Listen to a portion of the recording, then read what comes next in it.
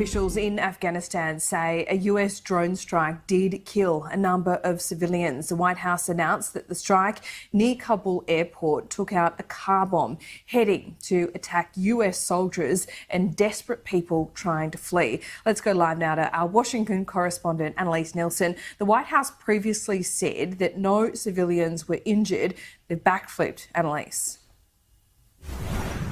It was only after local reporting said that an entire family had been taken out by this drone strike, and local officials have come out and said that that is indeed the case, that this story has come out, which is showing just another thing that's set to be lost as the Taliban takes over Kabul. This is a strike that the US said takes out what would have been a serious attack on US Marines still manning the airport. But as you mentioned, those civilians, those Afghans desperate to flee the country as well. They say that they're confident it was a car full of car bombs because there were subsequent explosions after the original drone hit struck. Now, this is turning into the critical last few hours of the military presence of the United States in Afghanistan before that withdrawal date. There's still no set confirmation of exactly what time on August 31 that deadline ticks over, and that's become all the more critical as that security situation has intensified. The US saying again that they expect there could still be further attacks even in these last few days. Jake Sullivan, the National Security Advisor, said though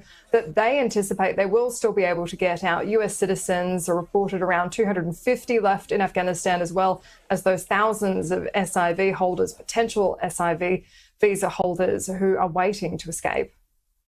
The answer is emphatically yes. We do believe that the United States of America possesses substantial leverage to ensure that American citizens and others get safe passage out of that country, and that if they do not, we can bring to bear enormous pressure on the Taliban with a swift and forceful response to their blocking any American citizen, whether before August 31st or after August 31st.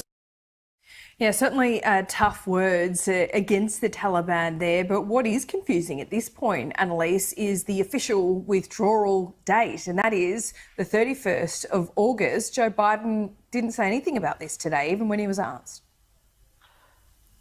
No, he's been pointedly avoiding doing any kind of media around this. He did attend a service today. It's called A Dignified Return for those 13 servicemen and women who died in that bomb blast on Kabul airport. It's there they were welcomed by not only the President and the First Lady, but also the Secretary of Defense and the Secretary of State as well. In this ceremony, it's quite symbolic as the family members there are joining in. It's one of the more grave responsibilities of the Commander-in-Chief. But it was soon after he went to FEMA to give a briefing on the hurricane. And it's there that a reporter attempted to get a question in and he brushed it off. I'm not supposed to take any questions, but go ahead. Mr. President, on Afghanistan? I'm not going to answer Afghanistan now. Laura, the other apparent misstep of the president today has been a moment in that ceremony when he appears to check his watch for the time, which wouldn't be quite in keeping with the moment. Supporters, defenders of the president have said that that's a gift of his late son, Beau Biden, but that's actually been repeatedly found to be a false story. It came up originally during the inauguration, but it's proven to be a gift from clarification from the White House from the First Lady, Jill Biden, for a Christmas. It's a Rolex, reportedly around $7,000, which garnered a bit of media coverage at the time. But this is already really infuriating many who support the veteran community, saying he shouldn't be watching the time when he's taking part in such a serious ceremony. I'm not sure what you think, if you think he was checking the time too, or if it might be a bit of a mischaracterization. I'm going to stay well away from that one, I think, Annalise, but important to note. Interesting pictures nonetheless. We'll speak to you soon. Thanks so much.